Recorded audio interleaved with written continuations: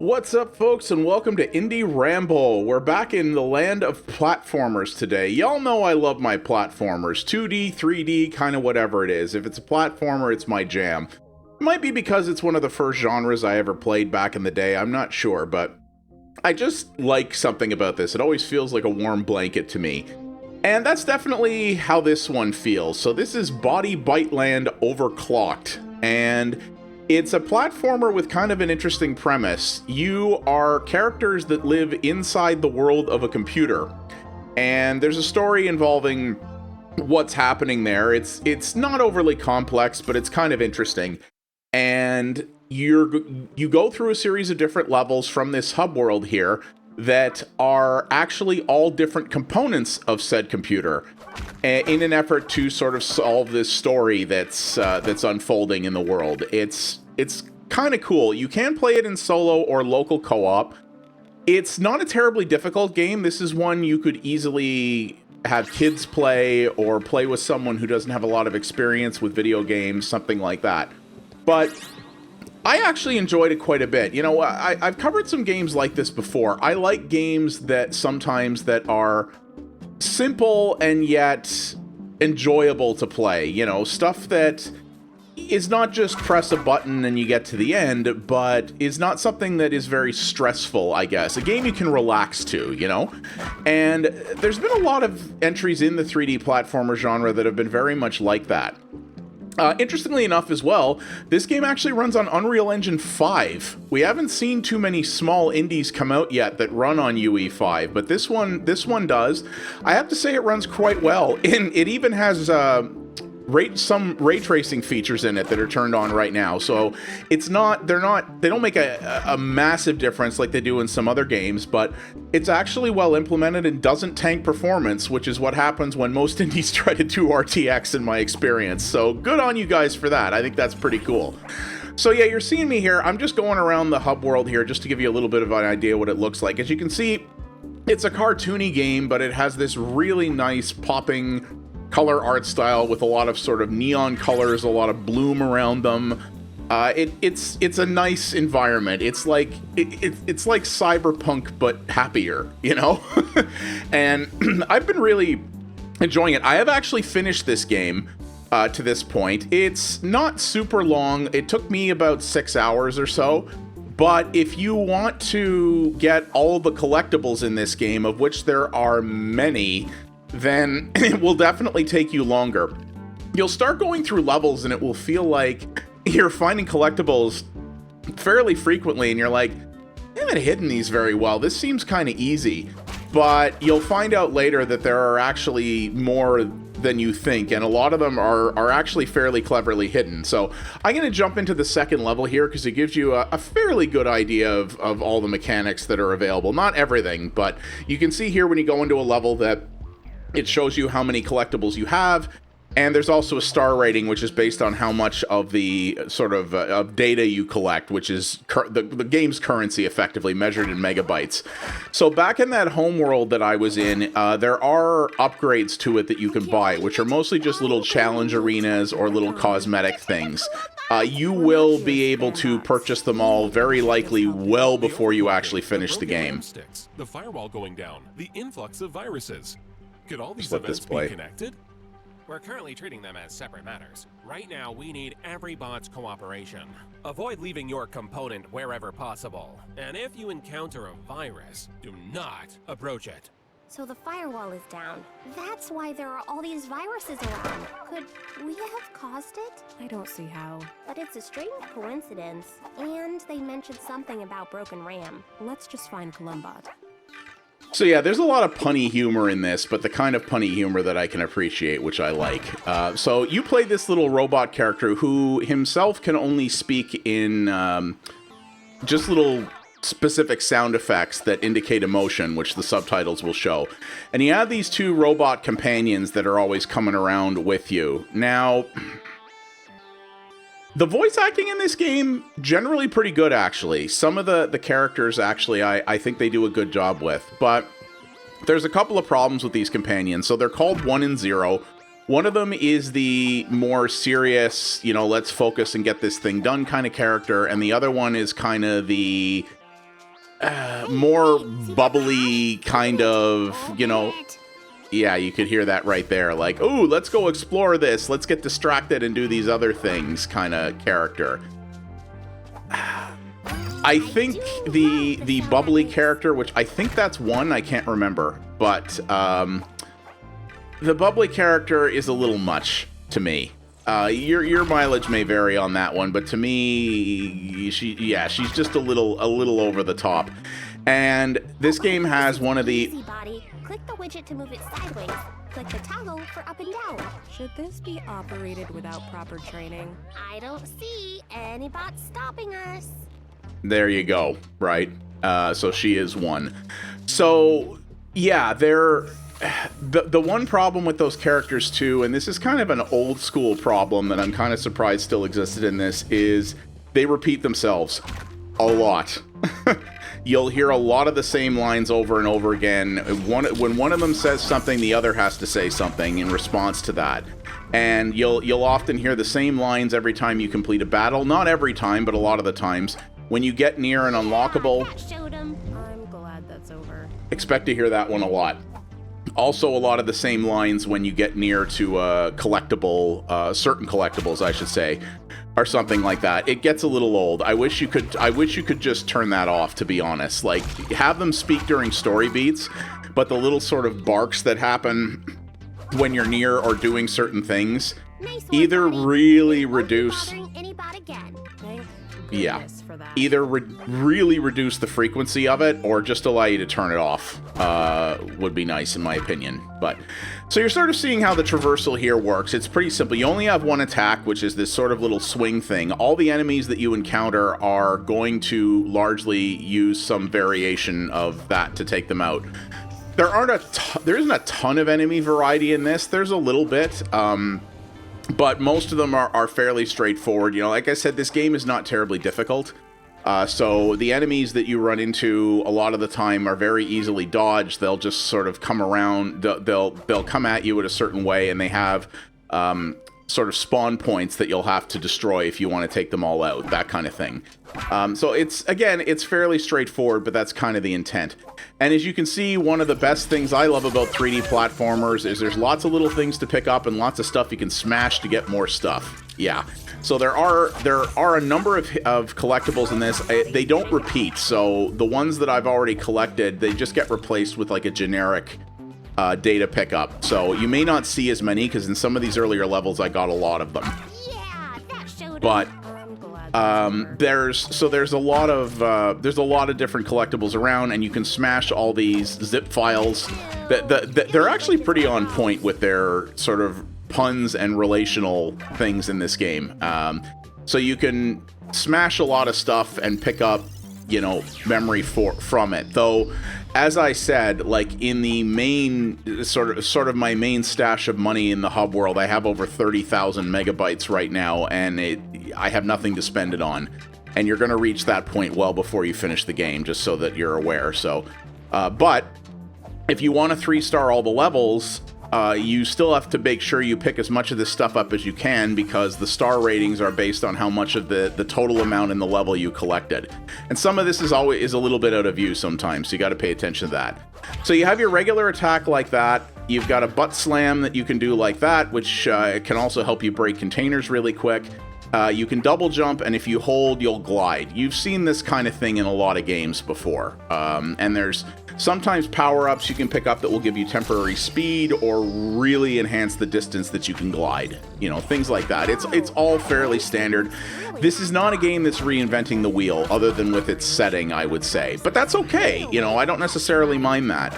I'm a big fan of platformers of this nature. You know, one of my favorite 3D platformers in recent memory is Super Lucky's Tale. And it's because it is challenging if you want it to be and you want to complete it, but if you just, you know, complete it as in 100% it. But if you just want to finish the story, it's not necessarily that hard, and it's because it's not super demanding of your time or it's not super demanding of your skill, I should say, that's kind of what makes it nice, is you feel like you're accomplishing something, but you're not getting stressed about it. You're not getting mad because you're not retrying the same thing 1,000 times, you know? And this one is really good for that. And also, there's really no penalty for dying in this. When you die, you go back to the checkpoint, and that's it. You don't lose anything. You don't lose anything you picked up. You're not really penalized in any way other than losing a little bit of progress. And checkpoints in the game are fairly frequent. So it's really, and you know, there are some boss fights in this too, which are not terribly difficult, but if you die, you start right back at the boss. You know, it's that kind of thing. It's not designed to be, it doesn't really overly punish you for failure, but they wanted to have some kind of failure state in it, which fair enough, you know, I can understand that. But, and you've also got a little dash move there, which does become important at certain stages. So, I mean, and there's a checkpoint right there. And you can get both megabytes from it or data from it, as well as some more health. We can fix. Let's move on. Leave it to somebody else. That's your attitude, huh? Just stop. But yeah, I mean, the story's simple, but it's cute. The way I like stories that involve, you know, taking place inside a computer that do it right, that use like the proper terminology, and don't do it, you know, CSI style, where they're just like, here's a bunch of random words that sound technical and whatever. You know, this actually does it right, and if you understand some of that stuff, it'll make you smile a little bit how they got that right. Some levels have these as well, these little sliding musical puzzles. If you 100% these, there is an unlockable you get for them. I've only 100%ed one of them. I usually always miss like one thing. The one part about these that annoys me is you see how there's some traps here, like that rolling thing. That is not always going to be in the same position when you make the slide. And sometimes it has put you in a position where if you want to avoid it and not take damage, which also resets your combo meter, you have to potentially miss one of the pads here that you have to slide over, which kind of sucks. So there we go. So this one I've already unlocked, which is why you still see that there. But the nice thing is, anytime you complete one of them, you can just jump back in there and go back to the start. But sometimes it feels like you lost because of nothing you could do anything about, and that kind of bugged me. I will say. I've also run into nothing game breaking, but I have run into a handful of bugs here and there. Despite the fact that this game has had multiple patches since it came out, you may have seen during one of the previous cutscenes there that the subtitles didn't seem to be working right. Basically, a character will start talking and it will very quickly jump to the last line of their subtitle dialogue. So basically, if they have more than one text line worth of subtitles, if you can't speed read, you're gonna miss it because it goes too fast. They haven't corrected that yet. I've had some problems where I've walked into a combat arena, usually smaller ones, but I've had issues where I've walked in and the enemies are just passive. They just stand there to let me take them out. I've had a couple of situations where I will defeat an enemy and it will just sit there stuck in place and you can't hurt it anymore. Sometimes that's not a big deal, but in some levels, clearing out all the enemies is an objective to progress. So you have basically no recourse except to exit out and restart at your checkpoint. Like, go back to the hub world and come back in at your checkpoint, which is kind of annoying. I had a few crashes, but only at a specific point, and only after one update that I think might have got patched really quick. So I think they corrected that because I haven't had any since. So that was working pretty, you know, they seem to get on that pretty fast, which I appreciate. But yeah, it's definitely got a bit of glitchiness. Once in a while, I did have like a short, fairly large frame rate tank. Now, that could be something with my PC or because of something I had running in the background or something like that. But it did happen nonetheless. So if that is a game issue, that could be a problem, particularly on machines that are lower end than mine. Maybe something to keep in mind. But yeah, there definitely are some bugs and glitches, but nothing that broke the game and nothing that even remotely stopped me from finishing it. Gooey glitches are gross. That's one of the lines I hate the most from one. It's mostly quality of life stuff. Like I said, it would be nice if you could either turn off or reduce the repetition of your AI companions. Things like that. I also had, this is a kind of an odd thing. I had multiple achievements bug, but in a good way, i.e. I think it was 3 or 4 achievements in the game that unlocked actually before I completed everything that they required. So I was like, oh, okay. So I'm getting pre-credit here for these, I guess. I found that kind of funny. You don't see that very often, but those don't seem to have been corrected either, because 2 of them I unlocked today. And I was a little like, okay, I mean, thanks. So, you know, it's an achievement that unlocks when it shouldn't is better than an achievement that never unlocks at all. But something they might want to correct there as well. But you know, all of this stuff is fairly minor, and I had no issues completing the game whatsoever. It never felt like the game had an unfair difficulty spike. It also never got particularly challenging either. You know, I died several times, but it was usually because I did something stupid like that, or because I wasn't really, you know, paying attention in a combat scenario and not watching where the enemies were coming from, something like that. You know, if you're taking your time, and especially if you're well experienced with platformers, you're not going to find this very challenging. But that's what makes it kind of a cozy game, if you know what I mean. It just makes it feels like, you know, I covered another game recently, and the name is eluding me right now, but I called it a palate cleanser. And that's kind of what this one feels like a little bit. It doesn't demand a lot of you, and yet it still gives you the satisfaction that comes with making progress in a game. And that's really nice. It's, you know, I like games like that sometimes. You know, if you're someone who plays a lot of games, you probably don't always just want to play dead easy stuff. You probably want some challenge and some more depth here and there, and that's perfectly good. I'm one of those people. But having something once in a while that's just a simple few hours, it's not super long, it's not super hard, but it's a cool world. Nasty pieces of work. Thanks for clearing them away. It's an honor to meet you, I like Detective. Columbot. I'm a great admirer. We need help with a missing bot. I see. When did you last see Colonel? In chipset, Colonel said the system was slowing down. Needed overclocking. We overclocked. And now it. you see why it's called overclocked. Finished.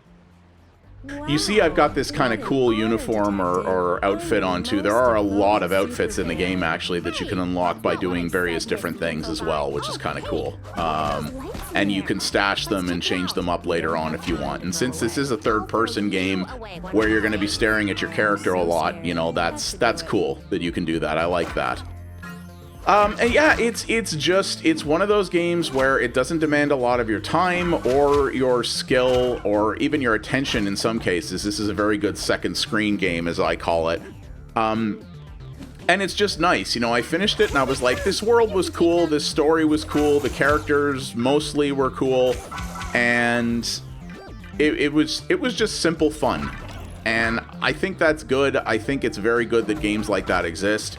You know, I don't want a ton of these necessarily, but, you know, I've had a stressful couple of months with a lot going on, and having a couple of these pretty close to each other was really nice, you know. And I wasn't playing through this going, oh god, I just want to get to a point in this when I can make the video and be done with it. You know, I didn't have to finish this to be able to give you the impressions that I'm giving you, but I was enjoying it enough that I was like, yeah, I'm gonna finish this up and see where it goes, and I left satisfied.